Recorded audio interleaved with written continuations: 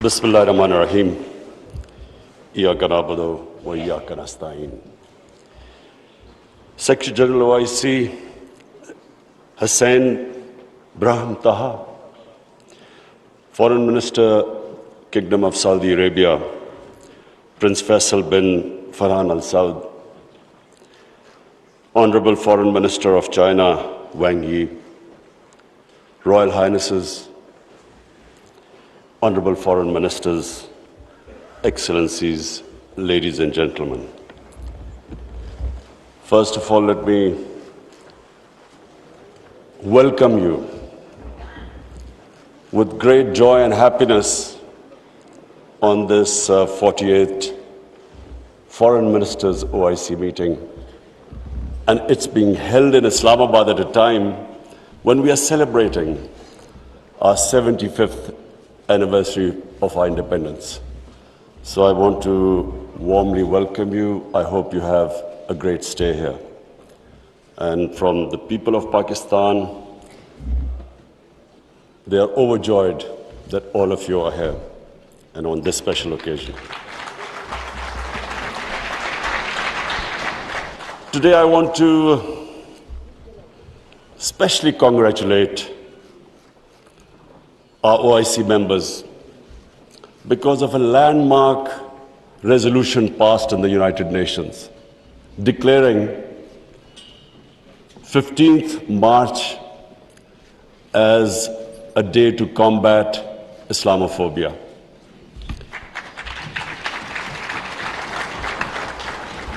But I want to remind people why 15th of March.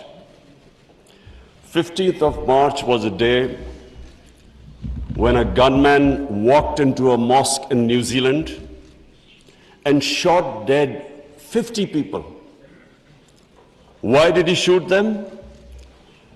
Because he felt that all Muslims were terrorists. Where did this Islamophobia grow and was allowed to keep growing? After 9/11. What happened after 9/11?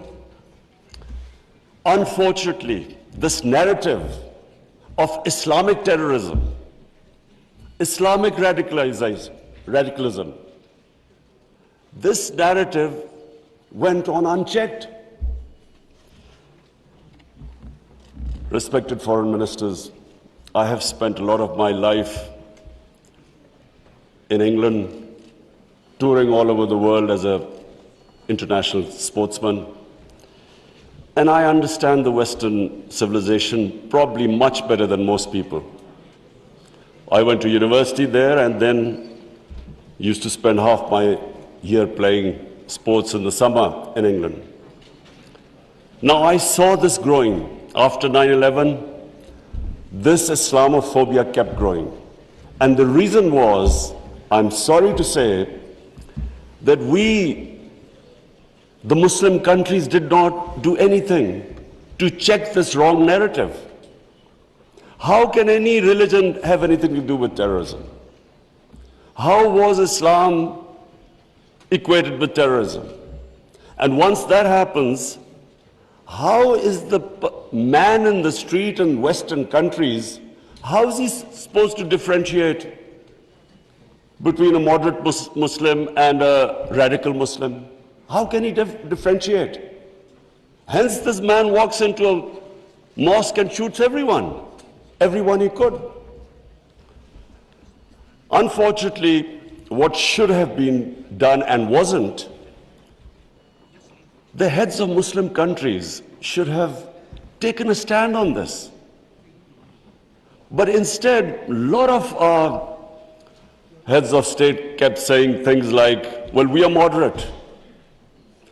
The moment you say you're a moderate Muslim, you automatically say that there is some extreme form of Islam.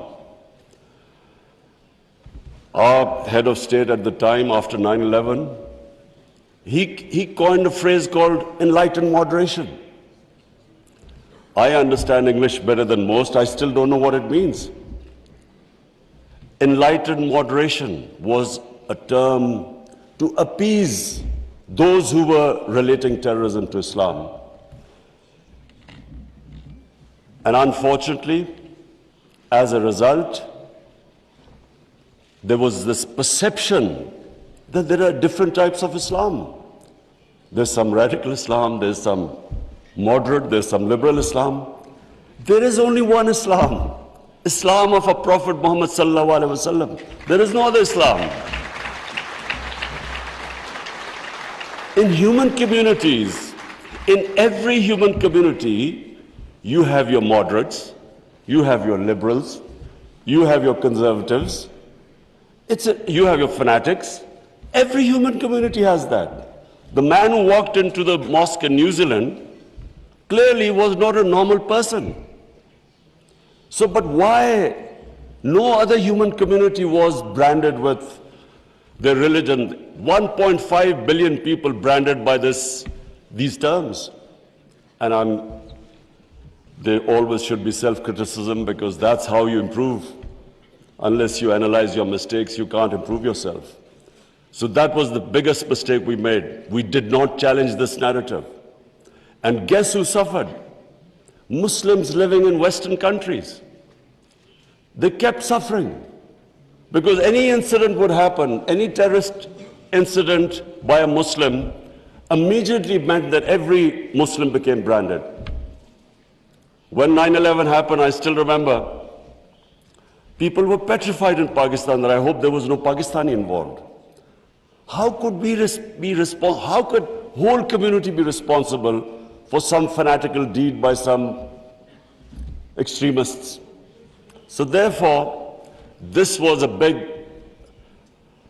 it was one of the worst periods for Muslims living in non-Muslim countries. And then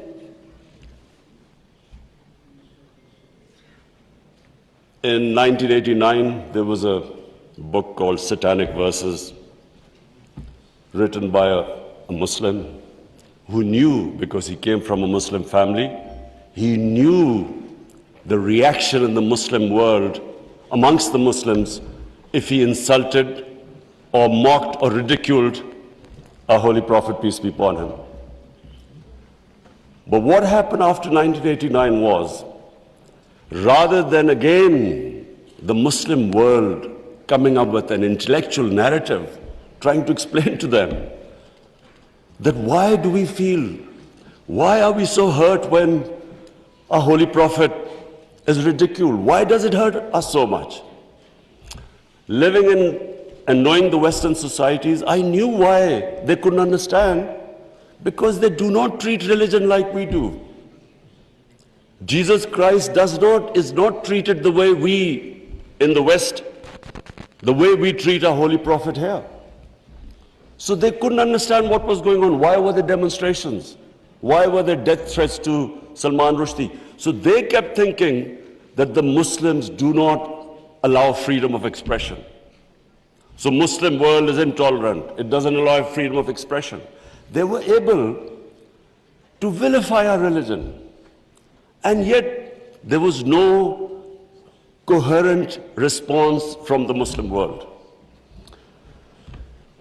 And therefore, we kept into the cycle. Every few years, there would be some cartoons, insulting cartoons against our Prophet. Every few years, there would be something insulting him. We would respond. There would be some act of extremists. They would not respond. So this Islamophobia, this cycle, kept getting worse. And poor Muslims living in Western societies kept suffering. So that's why I'm really pleased that for the first time it has been acknowledged that Islamophobia is a reality and something needs to be done about it. And from now onwards, we hope that we will be able to put forward a narrative that why it hurts us so much. And honorable foreign ministers, let me just say that I only came into politics 25 years ago. I was watching this Islamophobia building up in Western societies. But two, I wanted my country. We were the only country which was which became independent in the name of Islam. And so,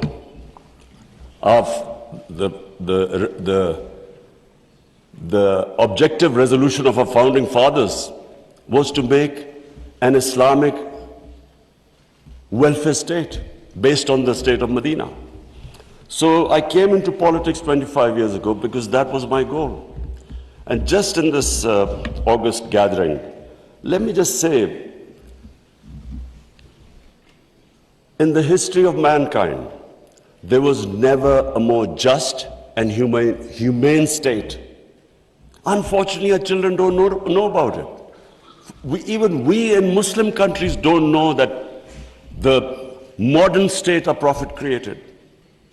Forget about Western countries or non-Muslims. How would they know about it when we ourselves don't understand that he created a state which laid the foundation of one of the greatest civilizations in human history for the next few hundred years. And that foundation was laid in the state of Medina. So what was that foundation? This is again what most people don't understand. And I'm glad that Foreign Minister Wang Yi is here, because I want people to understand what was it that caused this great revolution, one of the greatest revolutions of all times. The state of Medina was one of the greatest revolutions. What was it? Number one, our Prophet was given the title in our holy book, the Quran, as Rahmatul lil Alameen, mercy for mankind, not mercy for Muslims.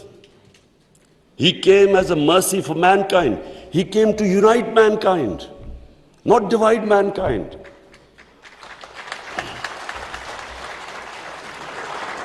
Allah for Muslims is Rahmat, Rabbul Alameen, not Rabbul Muslimeen. We do not understand, we Muslims don't understand the great mission our Prophet came in this world for, to unite humanity. The Charter of Medina was signed with Jews, with Christians, with Sabians, and with pagans. All became part of a human community. We don't even realize that in 10 years which the Prophet came to Medina and then he left this world, people think that it was, through conquests and through the sword. Hardly anyone knows that in these 10 years, there were only about 1,200 people who were killed in battles. In these 10 years, 1,200 people died and Islam spread all over Arabia. So it was a revolution of ideas. He created a new system. So the state of Medina, he created the best rule of law. The basis of a civilized society is rule of law. His saying that even if my daughter commits a crime, she will be punished. No one is above law. His saying that many nations before you have been destroyed, where the powerful crooks were exempted, were given immunity, and poor crooks were put into jail. If you look at the world right now, Excellencies, I can tell you, just look at all the poor countries. Look at the countries which have poverty. There will be one thing in common. They cannot catch the white-collar criminals. They only end up putting petty criminals in jail. This is the biggest problem which our Prophet, peace be upon him, predicted almost 1,500 years ago. The developing world is poor, not because they lack resources, because they cannot put the powerful criminals in jail. There's a FACT-I panel report by Secretary General of the United Nations. According to this report, and this will shock all of you, that every year, $1.6 trillion leave the poor countries and end up in tax havens and in the developed world. $1.6 trillion according to the fact-type panel report of the UN Secretary General. Just imagine what is going on. Poor countries are being robbed simply because we cannot put the powerful criminals in jail. We cannot bring them under the rule of law. This is what our Prophet predicted.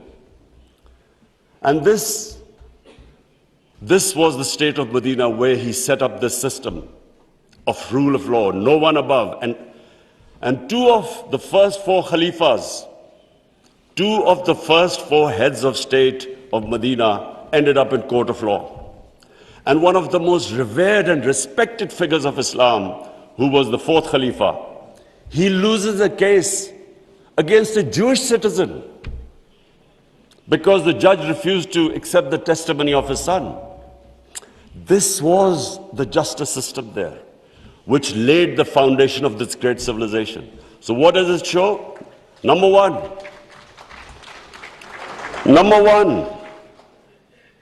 that minorities were equal citizens.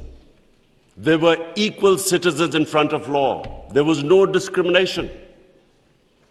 Secondly, it shows that a common citizen could win a case against the head of state. No one was above law. This is 600 years before the Magna Carta was signed in England, which was the beginning of the democratic struggle of Britain. And it took them years before they could actually bring their head of state under the rule of law. This is what happened in the state of Medina. It was ahead of its time. And then it was the first welfare state in the history of mankind. Compassion, humanity. It was a state which took care of its weak, its orphans, its widows, its poor people. It was the first time pensions were introduced in the state of Medina. They took care of the old people. A compassionate state. A state where they wanted to please the Almighty. How do you please the Almighty Allah? By looking after His human beings, especially the weak. This is what happened in the state of Medina. And today, I feel sad whenever I go to Scandinavia. I see what a welfare state should be in all over the Muslim world. Look at humanity there. Look at the way they look after the weak. In fact, sometimes I'm sad because they look after the animals better than some of us look after our human beings. And remember, He's Rahmatul Alameen, so whoever listened to His message, whichever human community will prosper. It doesn't matter, because for all humanity, He brought the message of mercy. If you look at Switzerland, in the rule of law index, Switzerland is 99%. 99%. So with hardly any resources, it is one of the most prosperous countries in the world. So as I said, anyone who goes by the model of Medina will prosper.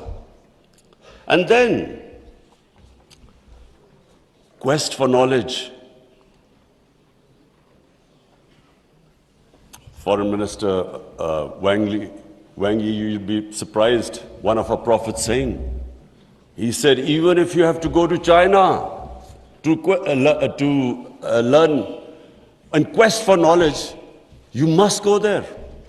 Now, first, China at that time was center of knowledge, but it meant even risking your life. Going from, at that time, Arabia to China meant you might not come back. So that was the quest of knowledge. You have to seek knowledge from cradle to grave. He sparked off this great knowledge revolution. For hundreds of years, the top scientists were Muslims because they thought quest for knowledge was a sacred duty. Look at the situation in the Muslim world today. How much do we have a quest for knowledge? And then we get so much, wherever you go, Muslims are, that we imprison our women have no rights.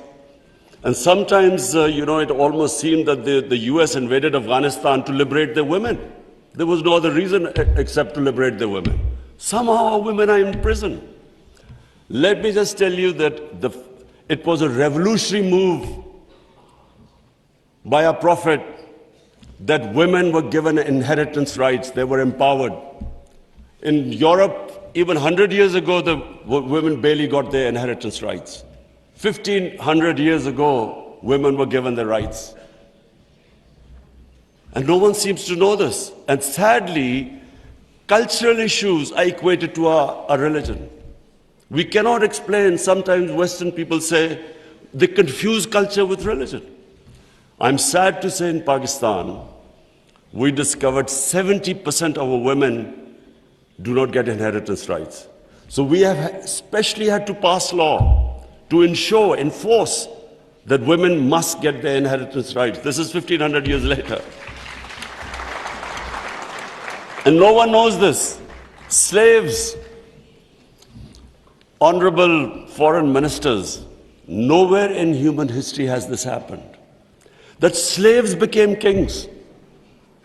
The Mamluks were slaves who became kings in Egypt. In India, there was slave dynasty that became kings.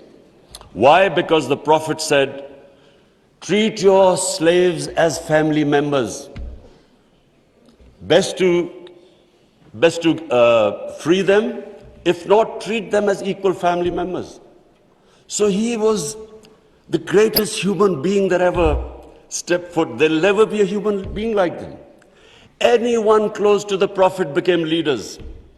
If you read the book, The Arab Conquest, everyone became a leader, whoever was near the Prophet. And our generations don't understand that, and neither have we been able to explain to anyone else.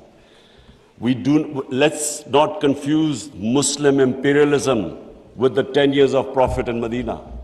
Let's not confuse that, because that was not what the Prophet preached, where the Muslims went all over the world conquering.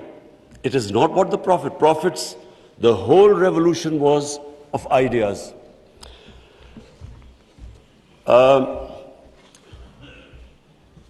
Honorable foreign ministers, one of the ideas of OIC is to protect Islamic values. So now I will say something which is completely different.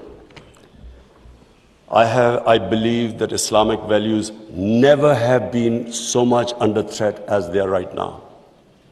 And I bring this to this August assembly because when I became the Prime Minister, I asked the police chief, asked him what the crime chart. I was amazed to note that sex crime, child abuse and rape is the fastest growing crime in this country. So we did further investigation. We discovered that the mobile phone, the sort of pornographic material available on the mobile phone to children, this has never happened in human history. So the material available is causing havoc in our society without us knowing. Parents don't know what's happening when the child goes into his room or something. They don't know what he's watching on his mobile phone. It is very important that this August forum, we should plan how to combat this, because it is already having a huge impact. We have a rise in divorces. We all know that the more vulgarity, the more a society gets permissive, it has a direct impact on the family system. One of the most important things about Islam is that our religion protects the family system. We have values like we respect parents, we have respect for our teachers, but the culture that is coming through, social media, we really need to think carefully, how are we going to protect our generations? I have formed in Pakistan a Rahmatul Alameen authority of scholars. The whole purpose is how are we going to give an alternate point of view to our children, cartoons. How do we, because children get influenced from that age onwards. How do we strengthen our children against this unpredictable social media revolution? How do we know where it is going?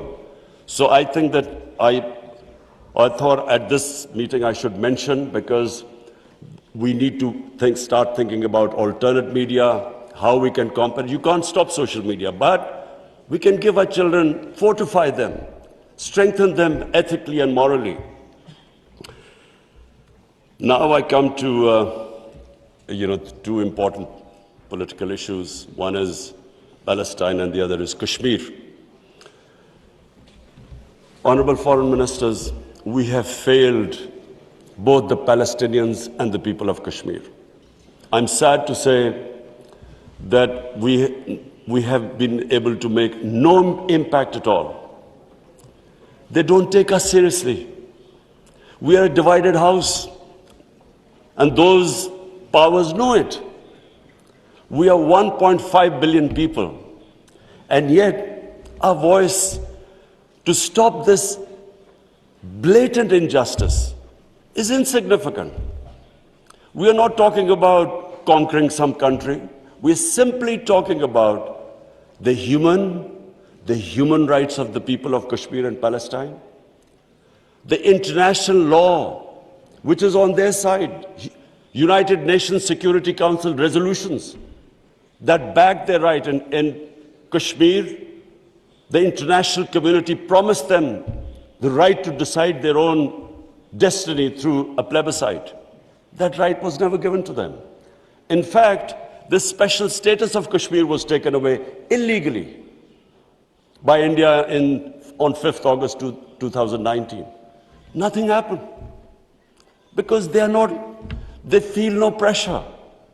They feel we can make a resolution and then, back to our usual business. I'm not talking about altering our foreign policies. All of us countries have our different foreign policies. But on core issues, I'm asking the OIC that unless we have a united front, we will keep these abuses will happen. Like in Palestine, it's daylight robbery going on in Palestine. The only hope I have is now because of social media, first time in Western countries, there's awareness of what's going on to the poor Palestinians. That is so far much more than the OIC. It's the mobile phone and the spread of information of the injustices being done to the Palestinians. That is the best, at the moment, the best way to protect them, not us. In Kashmir, it's a war crime, according to the 4th Geneva Convention, to change the demography of an occupied land. India is changing the demography of Kashmir by making the Muslims from a majority to a minority, by bringing in settlers from outside. This is a war crime. Yet no one is pushed about it. Neither India is pushed nor Israel, because they think we are ineffective. So,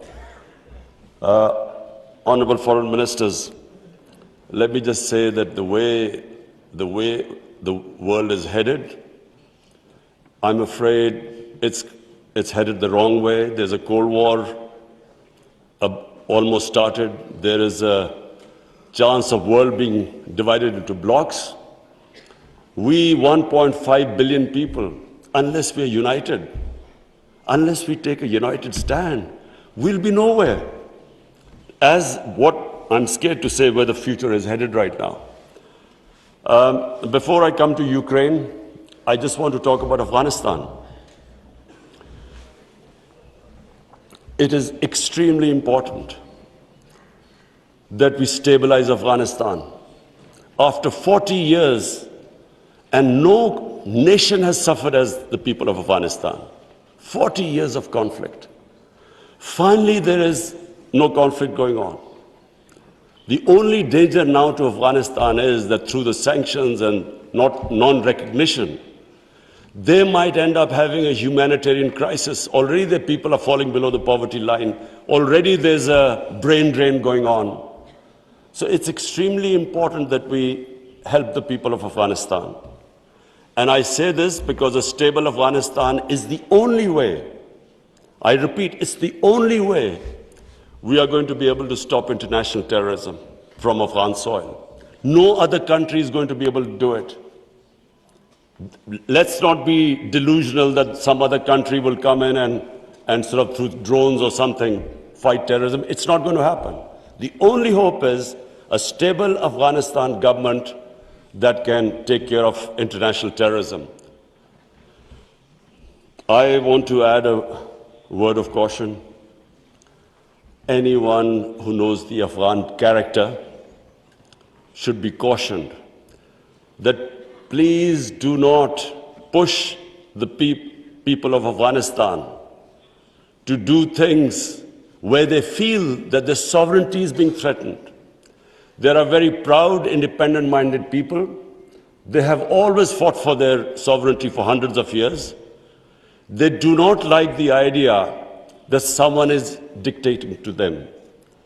So I would caution that let's help them, let's encourage them, let's get them involved in the international community.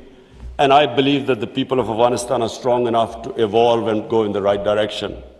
But please let's remember that the Afghan character does not like outside interference. And finally, I come to Ukraine. I'm, like I think everyone here and the rest of the world, we're all worried about what's going on there. May I suggest that the OIC, during its discussions, the foreign ministers, we should think about how we, represent 1.5 billion people, how we can mediate, how we can bring about a ceasefire, how we can try and put an end to the conflict. I'm going to meet His Excellency Wang Yi after this, and I want to discuss how maybe OIC, along with China, how we can all step in and try to stop this conflict, which is going to have, if it keeps going the way it is, it will have great consequences for the rest of the world. I have already, as the head of the government here, I can tell you that we are already suffering. Oil prices have gone up, gas prices have shot up, wheat prices have gone up because of this war. And if this keeps continuing, this is only going to get worse. So therefore, we should, all the countries which are non-partisan, we are in a special position to be able to influence this conflict. So as I said, I would want the foreign minister, Shah Mahmood Qureshi, please discuss with the other foreign ministers, and I will discuss with His Excellency, the Chinese foreign minister, how we can all, as a bloc, OIC and China, how we can influence the events in Ukraine and stop this and have some ceasefire and resolve this conflict. Lastly, honorable foreign ministers, let me again say what a pleasure it was to welcome you to my beautiful country. I want to end by saying, again, I repeat, that the world is moving in a direction which is sadly worrisome for all of us. In bloc politics, in Cold War, and let's just 1.5 billion people, we keep underestimating the strength we have. Somehow we lack self-belief. As a sportsman, I can tell you that a team that has self-belief will defeat a team that is far more talented but doesn't have self-belief. We don't have self-belief. We somehow look to others to help us and get justice. But as where the world is headed, it is extremely important that we get united and on certain core issues take a stand. And let's not be dragged into this, into blocks, into the conflicts. We should stay as a bloc and show our power in bringing about peace rather than becoming part of some conflict. Thank you very much.